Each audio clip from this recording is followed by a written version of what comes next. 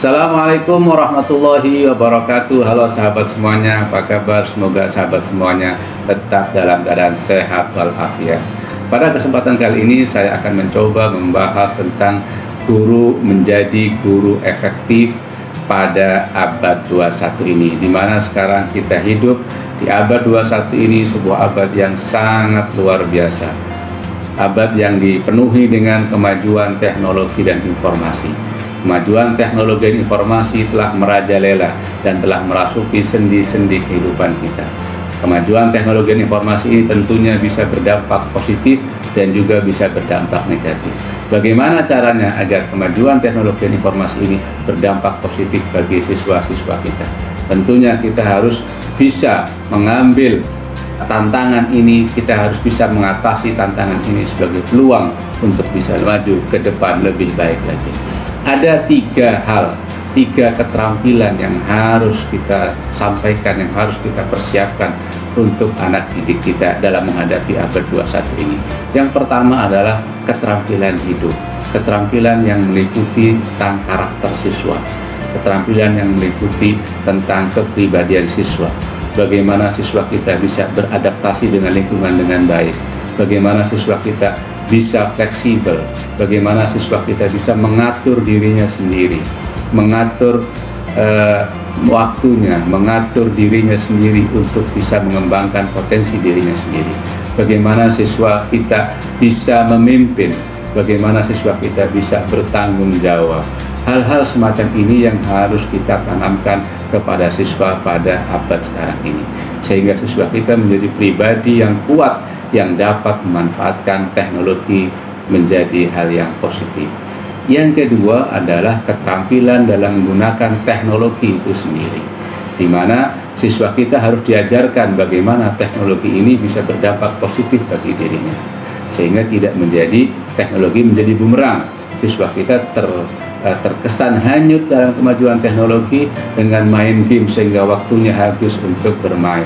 Teknologi informasi ini tidak hanya digunakan hanya sekedar komunikasi atau hal-hal yang bersifat rekreatif, tetapi juga kemajuan teknologi ini kita gunakan bisa menjadi hal-hal yang positif, yaitu untuk mengembangkan kepribadian, mengembangkan potensi yang ada pada diri kita. Yang ketiga adalah keterampilan dalam hal belajar, keterampilan dalam hal pembelajaran. Ada 4 keterampilan dalam mempersiapkan siswa kita dalam hal pembelajaran, dikenal dengan 4C. Yang pertama adalah komunikasi. Kita harus bisa membekali siswa dengan keterampilan berkomunikasi, yaitu menyampaikan ide atau pendapat kepada orang lain dengan baik, baik sifatnya personal maupun sifatnya kelompok.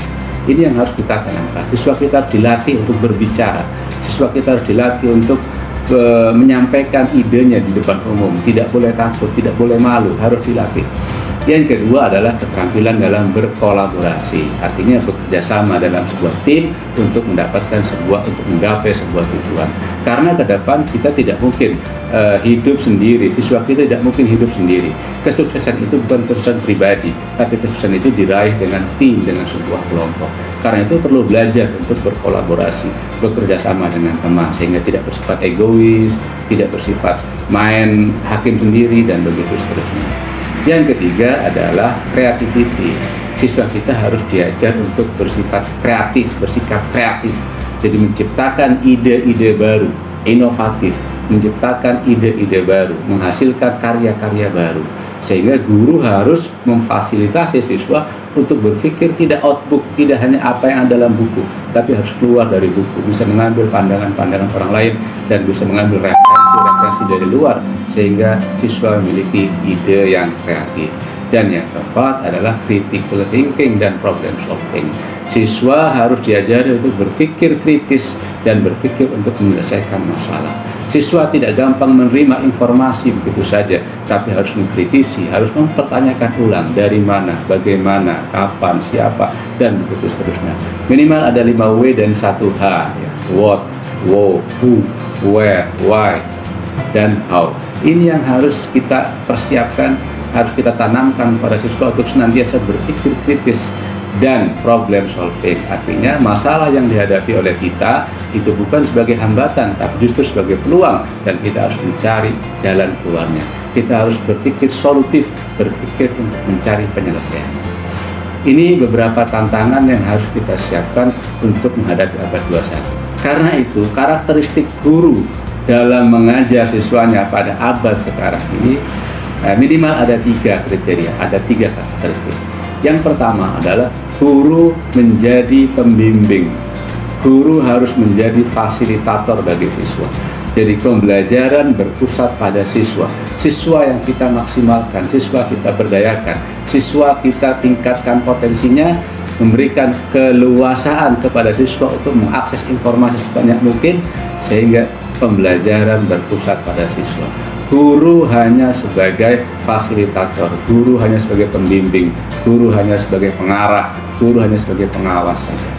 Jadi tidak saatnya guru sekarang memonopoli pembelajaran dengan sistem ceramah 1 jam, 2 jam. Nanti siswanya ngantuk, gurunya mengajar, siswanya mengantuk dan tidur.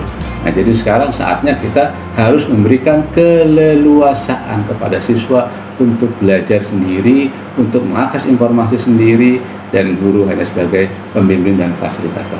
Yang kedua adalah guru harus mengerti, harus menguasai teknologi.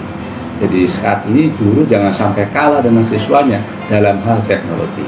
Guru harus menguasai teknologi, guru harus go global, guru harus bisa go internasional, guru harus bisa go digital, dan bahkan pembelajaran medianya harus menggunakan digital.